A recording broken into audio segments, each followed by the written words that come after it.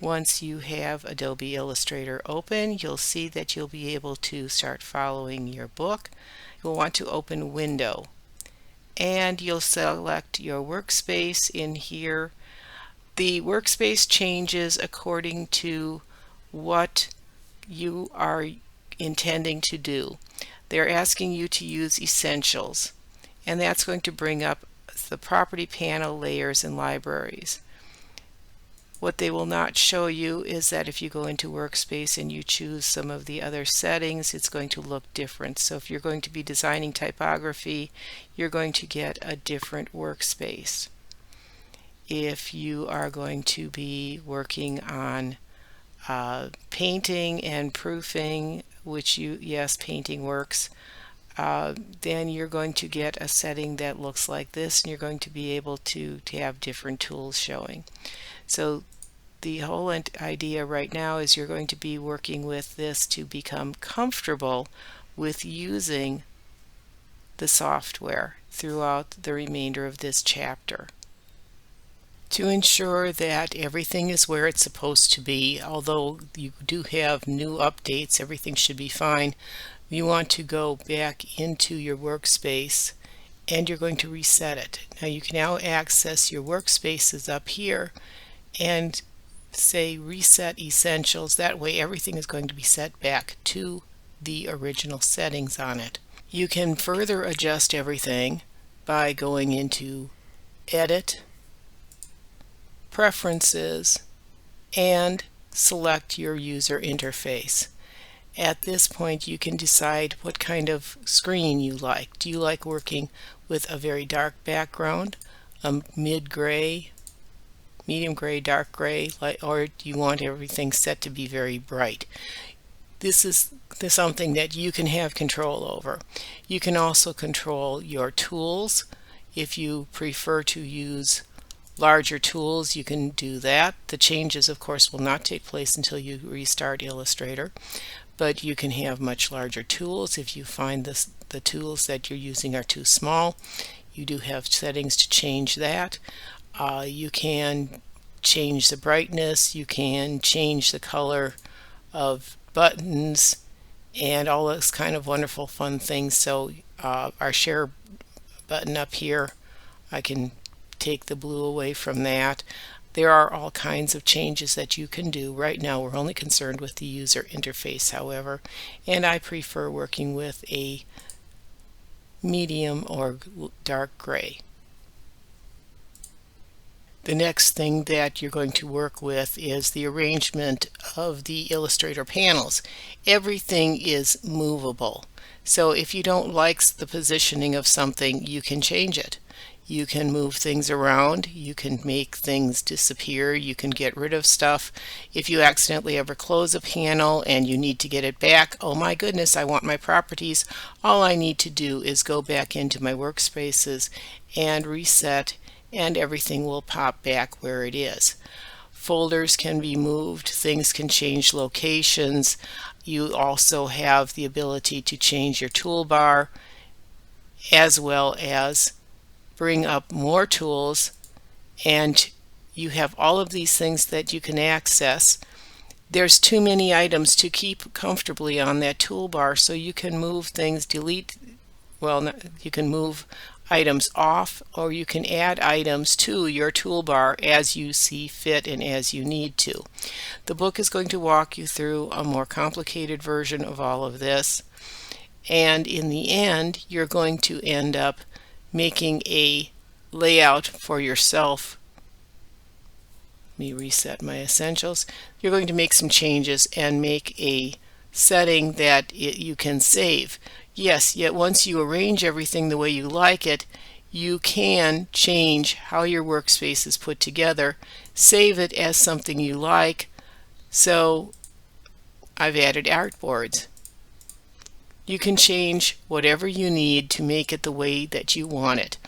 The book will walk you through making some changes to a workspace and then having you save those changes as a new workspace entitled Portfolio, and then it will take you back to Essentials and have you reset that. Now the thing about this is that Essentials, if you just go back to it, it's going to put everything back to the last time you used it. So I'm going to take, and I don't particularly want to use the library, so I'm going to get rid of that. If I go to another setting, let me go to automation here and bring up this different setting, and if I go back to my essentials, it remembers the last time I use it and it changes it back to what I had set up. If I want to go all the way back to the original resetting on it, all I have to do is say reset essentials and it will take it back to what the saved space was originally. So we have a lot of flexibility, and if you have too many things that you've opened that you haven't closed and you need to clear a bunch of things away, always go back and just reset to what you had set up originally, and it will make life a whole lot easier. Once you've created the portfolio workspace, you will go back to Essentials and reset Essentials, and you'll be working mostly in Essentials throughout the book. Now we're going to look at exploring the Illustrator document window.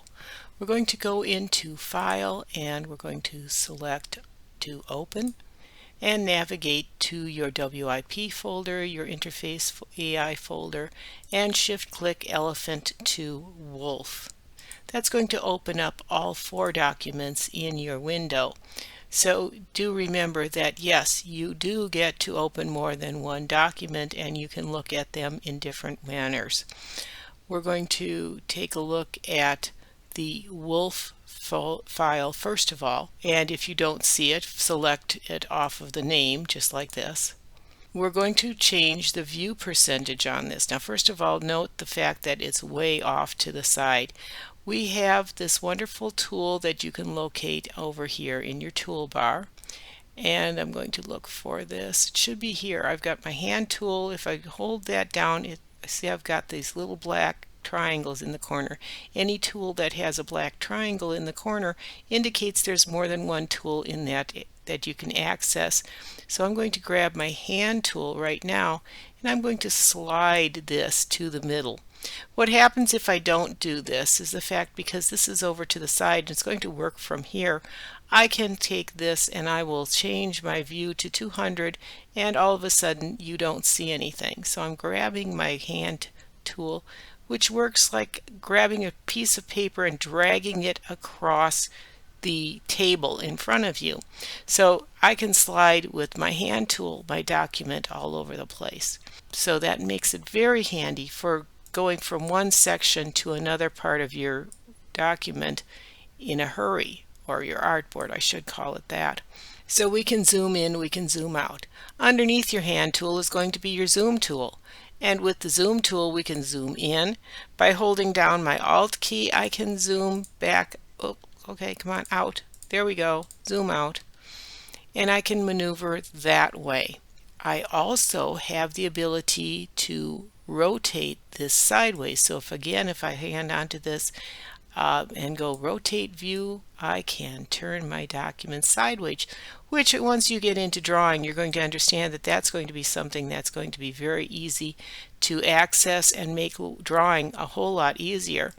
We can also use the percentage at the bottom for rotating the view to get to different views. Sometimes seeing everything in full color gets to be a little confusing, so we also have the ability to go into outline view where you can see everything really well. It's going to make it very easy to pick up items that you may have difficulty selecting. That's selecting using the regular selection tool. We also have a direct selection tool which you can select items within a drawing. There's the direct selection. There's also a group selection tool, and you'll learn the differences and why you would like to have different ones like that. Let's go back to our GPU preview and see everything again in full color. We can arrange our multiple documents so that we can have them lined up beautifully like this. We can go into Window and we can go to arrange, and we can float everything all in the window, which is going to make it so that they're just stacked one on top of the other. We can pull each one of these off individually.